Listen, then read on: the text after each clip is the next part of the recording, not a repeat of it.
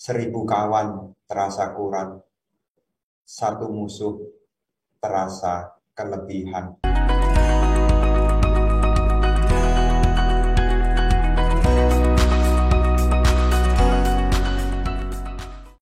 Para bapak dan ibu, saudara-saudari sekalian, berjumpa kembali di kesempatan yang baik ini di dalam Smart Education, yang mana di kesempatan saat ini kita akan membahas tentang pentingnya pengembangan cinta kasih, mengingat kondisi saat ini kita butuh yaitu cinta kasih, karena cinta kasih ini selain bermanfaat untuk diri sendiri, cinta kasih itu juga bermanfaat bagi dunia ini. Karena dimanapun, kapanpun, semua orang butuh cinta kasih. Bahkan, semua makhluk secara umum juga butuh cinta kasih. Cinta kasih menjadi dasar dari kehidupan. Tidak hanya di dalam kehidupan spiritual, tetapi di dalam kehidupan kebermasyarakatan, penting sekali. Karena cinta kasih itu menjadikan segala hal, suasananya menjadi persahabatan. Di mana ada cinta kasih, maka di situ ada sahabat. Bahkan ada nasihat yang bagus sekali, dikatakan 1000 kawan terasa kurang, satu musuh terasa kelebihan. Nasihat ini juga mengingatkan kepada kita agar kita mengembangkan cinta kasih. Orang yang sadar akan cinta kasih, maka tidak akan ada tindakan menyakiti. Orang yang sadar akan cinta kasih, tidak ada niat untuk menipu yang lainnya. Apalagi ada niat untuk merugikan orang lain demi kepentingan sendiri.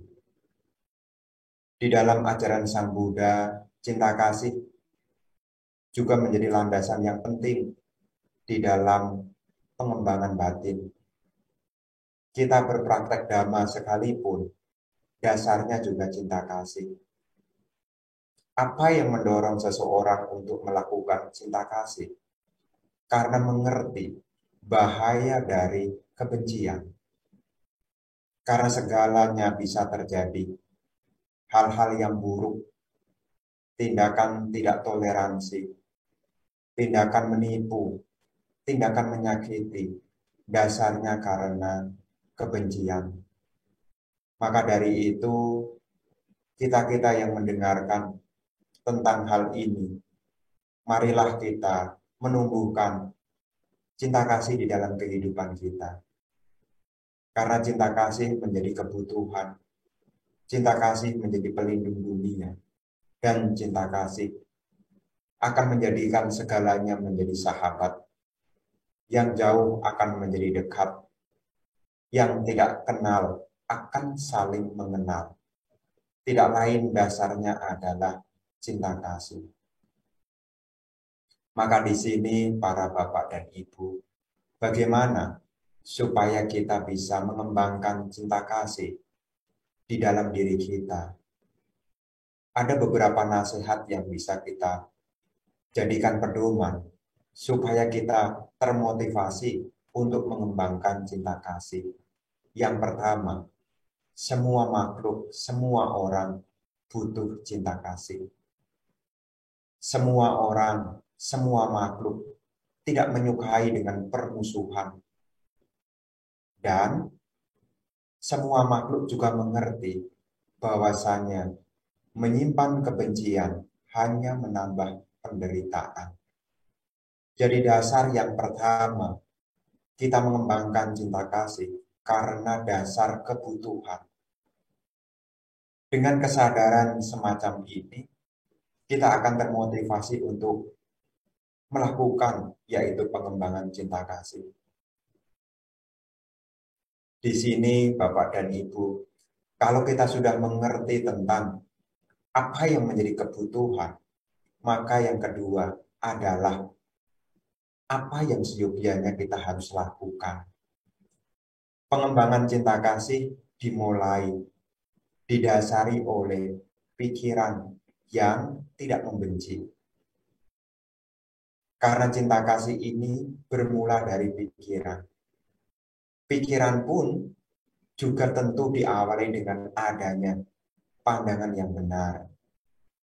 Maka yang kedua di sini, di dalam praktek, kalaupun ada kehidupan yang kurang berkenan, apakah berjumpa dengan orang, apakah bertemu dengan keadaan, maka di situ Bapak dan Ibu janganlah membiasakan untuk mudah membenci. Karena segala hal itu bisa terjadi. Tentu ada kaitannya dengan apa yang kita lakukan.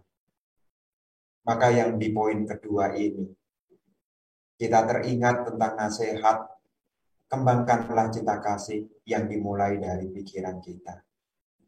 Kalau dasar pikiran kita adalah cinta kasih, tahu bahwa saya semua makhluk ingin bahagia, tahu bahwa semua orang juga tidak mau menderita, maka seyogianya kita perlu mengembangkan cinta kasih yang dimulai dari pikiran. Latihlah pikiran kita. Jangan mudah menyimpan kebencian pada apapun. Itulah nasihat yang bagus yang bisa kita ingat. Kemudian yang kedua dalam keseharian.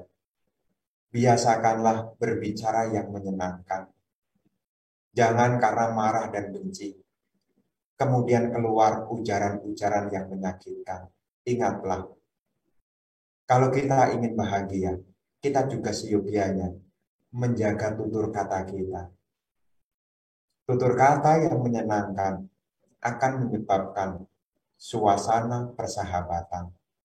Tutur kata yang menyenangkan akan membuat kondisi saling mencintai dan juga saling dicintai.